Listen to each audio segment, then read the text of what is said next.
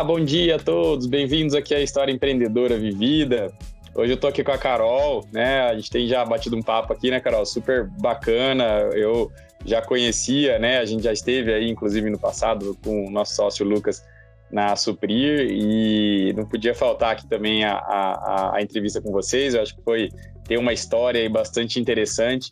Como a gente falou, o motivo aqui nosso é gerar motivação para os empreendedores continuarem, né? Essa resiliência aí do empreendedorismo. Então, Carol, eu queria pedir, né? Sem dar spoiler para todo mundo aqui, mas eu queria pedir para você se apresentar, né? Apresentar a Suprir, apresentar aí um pouquinho dos produtos, da empresa, o que ela faz e tudo mais. E, na sequência, contar um pouquinho da história da empresa, como é que ela nasceu, a história de empreendedorismo para os nossos ouvintes aqui. E queria agradecer, Carol. Obrigado pela participação. Eu que agradeço. É um prazer estar aqui com vocês. E falar da Suprir é muito bom, né? Uma história bonita, uma empresa que está há 31 anos no mercado. Ela foi fundada por 2 sócios, 2 Francisco, e hoje eu estou aqui junto com mais 2 irmãos, a Karine e o Lucas, representando já a 2ª geração na empresa.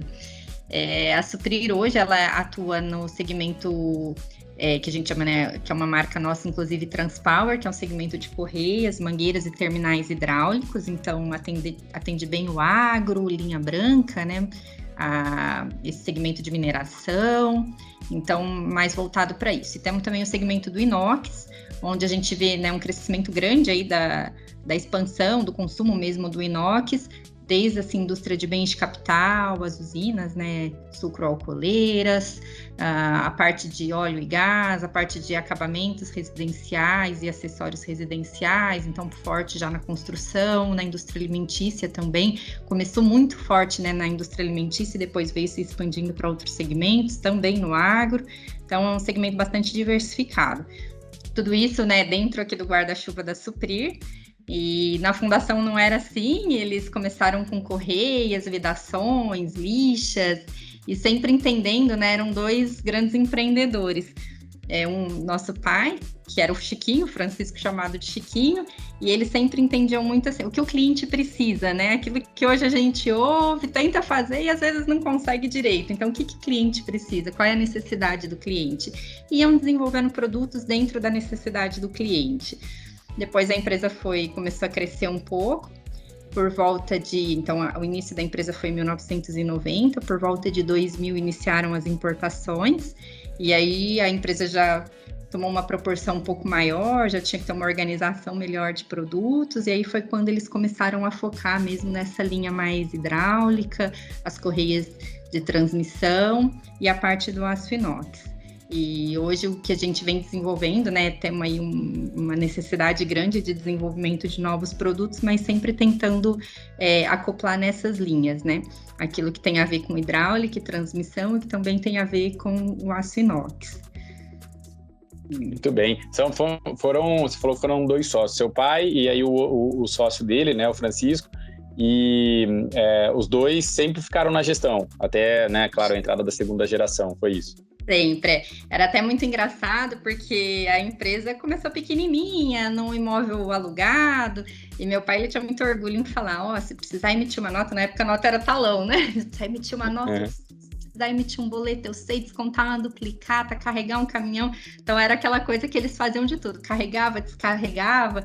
As primeiras importações, a gente tem até foto disso, é uma história muito linda, mas as primeiras importações chegavam os containers, não tinha equipe suficiente para descarregar container, iam os 2 lá ajudar a descarregar container. Então sempre foi uma história assim, de muita superação, de muita garra e vontade de vencer, de fazer acontecer, né? E aí a empresa foi crescendo, cada um teve que ir, mas os 2 muito comerciais, muito próximos ali do cliente, acabaram, faziam a gestão, mas começaram focar mesmo, né, no comercial e muita viagem, né, aquela loucura. Na época não tinha esse online, não tinha o contato com o cliente, era em campo mesmo, viajando, e aí começaram a contratar, montar um time de gestão, aí que a coisa começou a tomar uma carinha de empresa, né, mesmo. Legal, esse é o empreendedorismo raiz, né, Carol? Você contou um caso legal aqui para mim nos bastidores, né? Que o seu pai, ele as primeiras importações, ele já foi lá na China, né? Não tinha, nessa época não tinha praticamente quase informação, né? Era um negócio muito mais difícil do que tem hoje, né? E ele foi lá se arriscar e conseguiu aí, como eu falei, empreendedorismo na veia é assim mesmo, né? Você tem uma vontade, vai lá e faz, né? Enxerga a oportunidade e não perde tempo, né? Vai lá e faz. Muito legal. Foi uma história até bem engraçada. Ele combinou com um intérprete, não falava quase nada de inglês, e chegou na hora do vamos ver da viagem, voo marcado. O intérprete ficou doente, teve um problema lá de saúde, e ele falou, eu tenho que ir, tinha pago uma fortuna na viagem, né? Era tudo muito difícil, muito sofrido. Falou, eu tenho que ir, é a oportunidade, é o nosso planejamento, a gente precisa desenvolver produto, precisa desenvolver fornecedor na China, Índia, né? Um mercado que ele não conhecia, nunca tinha pisado naqueles países. Ele falou, eu vou. Sem GPS, sem celular, sem as comodidades, as facilidades que a gente tem hoje, sem falar inglês, e foi extremamente corajoso, desbravador, empreendedor. É um exemplo para nós aqui na Suprir e para nós na família, né? Um exemplo pessoal mesmo de coragem, assim, incrível. Toda vez que eu me vejo numa situação de medo, eu falo, caramba, meu pai era um cara muito corajoso, eu tenho que herdar um tiquinho assim disso, né? Não é possível. E ele foi lá, com aquele frio na barriga, e deu conta e trouxe resultado, e ajudou que a empresa mudasse de patamar, né? Foi muito importante. O início da implantação foi realmente um marco muito importante para a empresa. E na coragem, no empreendedorismo raiz. A gente fala hoje, eu vejo muito empreendedor novo aí reclamando às vezes de algumas dificuldades que a gente... Eu também, eu a vida inteira empreendi, né? Eu sempre tive empresa, até me orgulho para mim é um motivo de orgulho de nem ter carteira de trabalho. A vida inteira eu fui criando empresa. E eu já peguei uma vida de facilidades, né? E aí eu tô fazendo essas entrevistas agora, né? E eu vejo que algo como 20 a 30 anos atrás, a dificuldade era muito grande, assim, muito, muito grande. Eu falei, eu não sei se nessa época, se eu tivesse vivido nessa época, se eu teria sido empreendedor. E aí eu vejo alguns empreendedores novos aí, você está num mundo muito mais fácil hoje, né, do que era na época lá, que tinha que ter realmente a coragem tinha que ser muito maior, os riscos eram muito maiores, né? Que legal, a história é bastante interessante. Ô, Carol, e conta pra gente, assim, da história da empresa. A gente sabe que, né, nenhuma empresa é imune a dificuldades, né, imune a passar aí problemas, né, durante a empresa. Eu imagino que vocês devam ter passado vários, né, não deve ter sido um só, mas conta algum que marcou, assim, bastante, no sentido de que possa, né, uma dificuldade, porque o intuito aqui é a gente mostrar que empreendedorismo é isso, né, resiliência é você conseguir passar as dificuldades, superar as dificuldades, né, e conseguir dar sequência, né, porque a gente está passando uma pandemia, a gente sabe que muitas empresas estão com dificuldades, sim, né, tiveram dificuldades no ano passado, estão com dificuldades nesse ano 2021, mas que não pode existir, né? Um mundo sem empreendedor não existe, né? Um Brasil sem empreendedor não vai para frente. A gente tem que gerar essa motivação. Então, eu queria que você contasse as dificuldades que vocês passaram para todo mundo ver que tem dificuldade as empresas e elas têm que saber passar elas, né? Eu acho que a maior, foi um grande desafio mesmo, foi um momento de muita reflexão. O que acontece? Os dois Francisco, o combinado entre eles era de que não trabalharia familiar na empresa. Então, nós crescemos, né, os filhos dele, e meus irmãos, crescemos pensando que a gente não trabalharia na empresa. Meu pai, ele teve pouquíssimo estudo, então ele sempre prezou muito pelo estudo. Vocês precisam estudar, precisam trabalhar, precisam conquistar a carreira de vocês, o mundo de vocês, né? E a gente cresceu assim, sem cogitar em trabalhar na empresa. E aí, em 2011, eu estava trabalhando feliz da vida, né? Tido para o mercado, fiz economia, depois fui para o mercado de auditoria, estava trabalhando em controladoria na época, muito feliz, cheia de planos e tudo mais. E aí, meu pai me chamou até nessa época, acabei vindo para a empresa, ele falou, foi um susto para mim, não cogitava isso, não estava no meu plano, e ele me chamou, falou, a gente gostaria, né, ele e o sócio, que você viesse para a empresa, a gente está meio cansado, tal, vem ajudar, vem conhecer, ver se você gosta. E pensei, mas era um pedido do pai, paizão, falei, vou. vou entender isso. E num certo momento eu entendi que aquilo seria um plano sucessório, não foi planejado. No fundo, ao mesmo tempo que eles tinham essa vontade de preparar uma sucessão, eles tinham muito medo de deixar a empresa, né, de soltar a empresa na mão de outras pessoas, tinham passado por uma experiência um pouco, né, que não deu muito certo, assim, um pouco negativa em tentar passar o bastão da gestão para uma outra pessoa, então eles estavam um pouco ali traumatizados, né? E aí fomos seguindo. Quando foi 2015, 2016, a gente teve uma nova tentativa de organizar a governança, de fazer um trabalho em cima disso. Eles não abraçaram essa ideia, e isso acho que é muito importante, né? Vindo da alta gestão mesmo, essa iniciativa, essa vontade de atuar bem na governança, organizar a casa, preparar a sucessão. Eles não abraçaram essa ideia. E aí a gente começou a discutir, então, o que a gente faz com a sociedade? Os dois queriam parar, mas nenhum nem outro se sentia confortável em parar, deixando a empresa na mão do outro sócio. Então, o que a gente faz? Então, partimos para um valuation, vamos avaliar a empresa, vamos entender o que a gente pode fazer, se parte para uma decisão, se parte para um comprar parte do outro. E aí a gente, naquela discussão, lá para 2015, e aí é isso que nós descobrimos que meu pai estava com câncer, bem agressivo, foi um tratamento assim pesadíssimo, que tirou muito ele das atividades da empresa, ficou bem debilitado. E aí nesse momento meu irmão também estava trabalhando no banco, que também, né, filho não podia vir para a empresa, estava em São Paulo trabalhando. E aí meu pai falou, bom, quero ir para Ribeirão, então ficar perto da família, né, o pai doente. E veio para Ribeirão, e aí acabou vindo para a empresa, e o outro sócio falou, bom, então vou trazer meus filhos também para a empresa, só que aquela história não planejada, que não dá certo, cada um não tinha muito ali bem delimitado o que era a sua função, o que era a expectativa em cima dos seus resultados, e a coisa um pouco conturbada.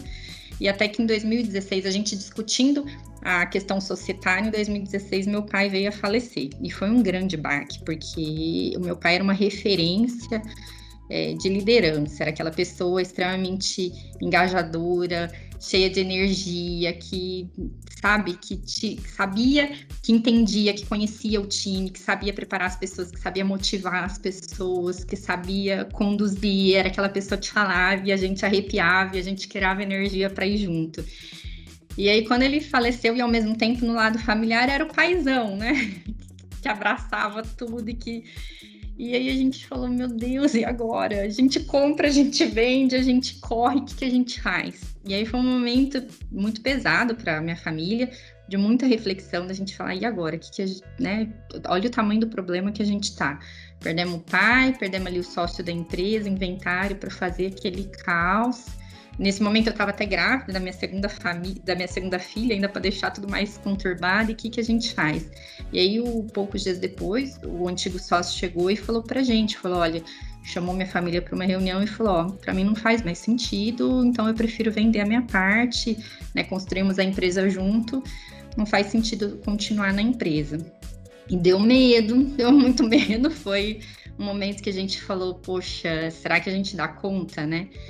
Mas eu sempre penso que aquilo que a gente aprendeu, a gente não esquece, né? E a gente aprendeu muito com meu pai isso, da coragem, da resiliência, de dar o nosso melhor, de não desistir, de saber que se aquele desafio ele tá ali para você é porque você tem que agarrar aquele desafio. E aí lembrava da história da China, caramba, meu pai foi lá para a China e agora temos aqui a empresa que passou os momentos mais difíceis, já estava mais organizada, já tinha sido criada, já tinha... Falou, poxa vida, cai na nossa mão, como é que a gente não vai ter coragem de seguir? Como é que a gente não vai dar o nosso melhor? E aí fizemos uma reunião na nossa família, falamos, e aí, vamos?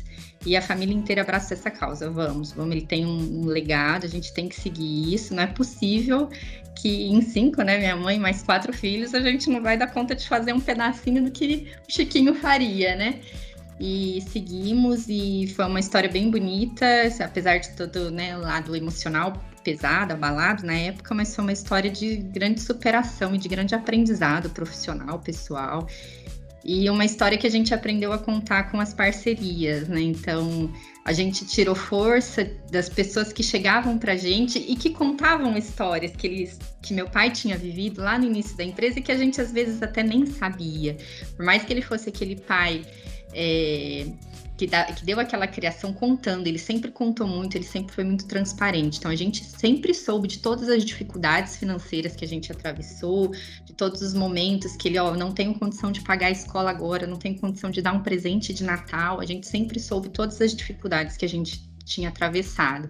Mas a gente ouvia de amigos dele, de clientes, de fornecedores, histórias que a gente também não conhecia. E aquilo dava ainda mais força para a gente ter coragem e para a gente ir em busca do melhor para a empresa, porque ele tinha uma paixão pela empresa muito grande, né?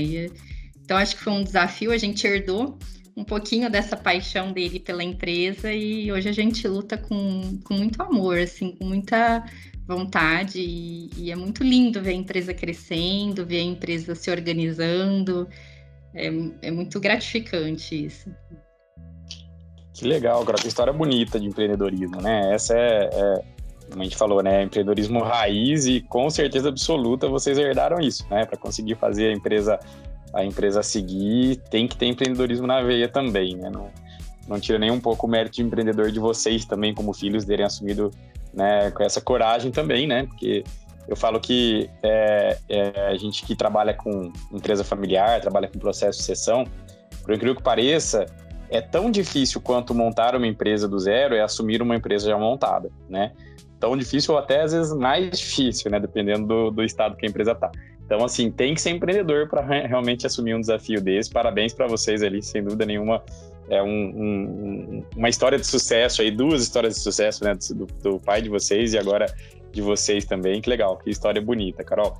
Ô, Carol, e agora, né? Então, a gente está passando, como eu falei, pela segundo momento da crise aí, né? Eu queria pedir para você, né? Para a gente caminhar até pro fim aqui da entrevista, mantendo aí o nosso compromisso do tempo com os nossos espectadores, eu queria pedir para você deixar uma mensagem de positivismo, né, para o pessoal, né, de resiliência aí, a gente sabe das dificuldades que todo mundo está passando, né, até a própria crise também foi difícil, você me contou aqui, né, no comecinho dela foi difícil para vocês também, acho que todo mundo passou por isso, mas a gente não pode desistir. Queria que você deixasse essa mensagem final aí para os amigos empreendedores e empresários. Tá. Eu vou tentar com muita humildade, porque eu acho que eu tenho muito a aprender, né? E eu sempre penso nessa questão de aprender, a gente tem que aprender. Então, eu acho que a crise e as dificuldades são uma oportunidade de aprendizado. E quanto mais crises a gente passa, mais aprendizado a gente acumula, mais maturidade a gente ganha. E essa segunda onda da pandemia, eu acho que todo mundo, né? Quase ninguém esperava, mas todo mundo já chegou mais preparado para ela. Então, eu vi dessa forma que nossa conversa sempre foi, poxa, é uma segunda onda, mas a gente passou a primeira com muito menos informação, agora a gente está muito mais preparado para a segunda. Então, eu acho que a crise, ela é sempre uma oportunidade de se reinventar, de reflexão e de aprender e amadurecer com o nosso aprendizado.